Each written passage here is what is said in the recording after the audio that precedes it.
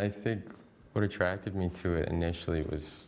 Francis, for sure. You know, for me personally, the director means so much, especially for film.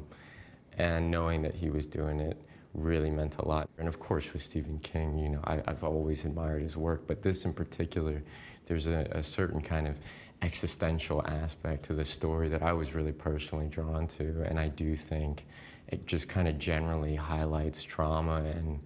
you know, young men in particular kind of experiencing trauma firsthand as they're growing up and coming of age in a way that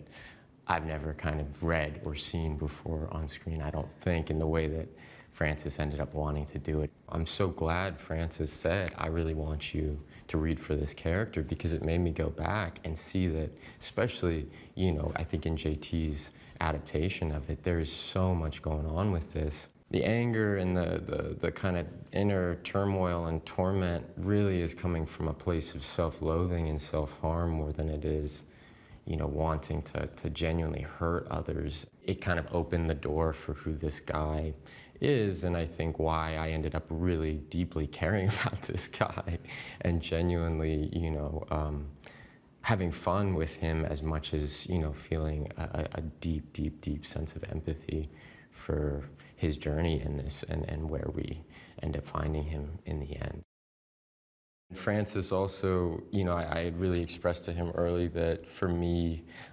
Dennis Hopper's character in Apocalypse Now had been a big reference for me, just as far as the energy of who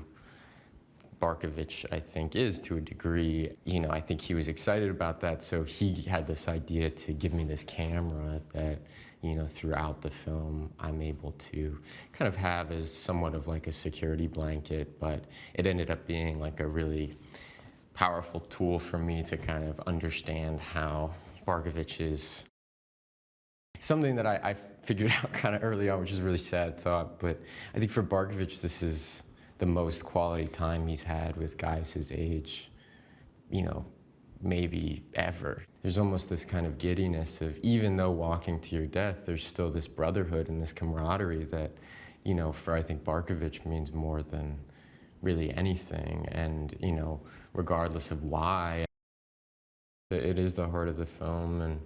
you know, these guys, it just felt so natural, like we had been the oldest friends for, you know, yeah, man. I mean, and I think, you know, you of course share special moments with people and experiences like this, but again, I think, you know, for some of these guys, I just really, like, in a deep life way, feel a gratitude for them coming into my life, and just the connections alone mean just so much to me that that's clearly the biggest takeaway for myself. Francis knows what he's doing, man, and I think, you know, yeah, I don't know if he knew we'd all get that close, but I'm really, really grateful that that's the boat we're in. Most of our characters were coming from, you know, extreme poverty, and that was, you know, a lot of the reasoning that they were even in this position to begin with, and that's, you know, specific to some characters. You are witnessing guys who are kind of on the fringes to a degree, and in different ways and in different parts of the country, but of course that is something that, you know,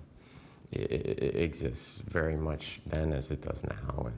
and I think, you know, Francis really grounding that in realism, you know, made for something that feels really kind of chilling and unnerving in a way that, you know, I hope lands with people, but I think it will. I'm just so excited that Francis is adapting it, and